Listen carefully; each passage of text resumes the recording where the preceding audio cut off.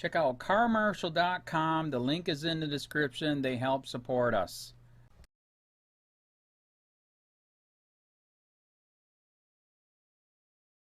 Watch, Skokie to pay $875,000 in excessive force settlement. Illinois, the village of Skokie agreed to pay $875,000 settlement to a Chicago woman who accused a police officer of using excessive force during her arrest on suspicion of driving under the influence. Court documents show two separate settlements have been reached with Cassandra Feuerstein, according to the Chicago Tribune. Feuerstein filed a lawsuit against the Skokie Police Department after she said former officer Michael Hart seriously injured her during a drunk driving arrest in March 2013. Feuerstein, now 48, was arrested for DUI after officers found her pulled over at the side of the road and asleep behind the wheel.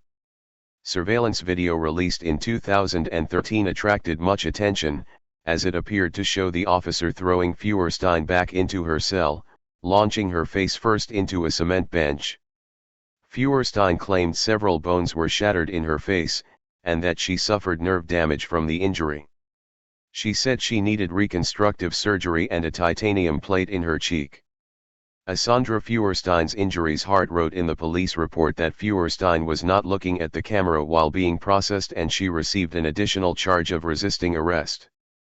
The state's attorney later dropped the resisting arrest charges, and Feuerstein pleaded guilty to drunk driving. She received a sentence of 1 year of supervision.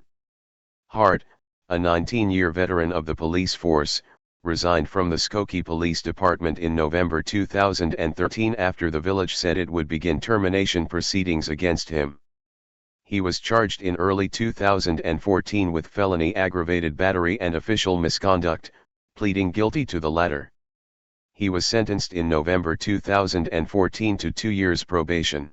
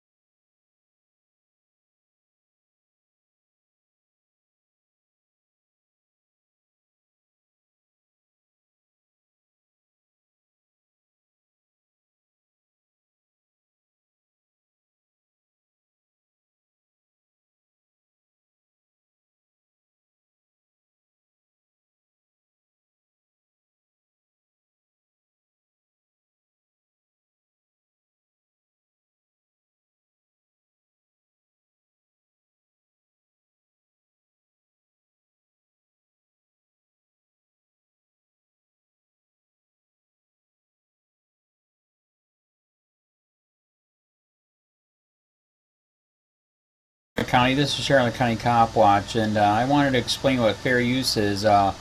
You can use pieces of news articles if you're doing it for news reporting, you have commentary, and you're doing it for education purposes. So that's what fair use is, as you can see right here.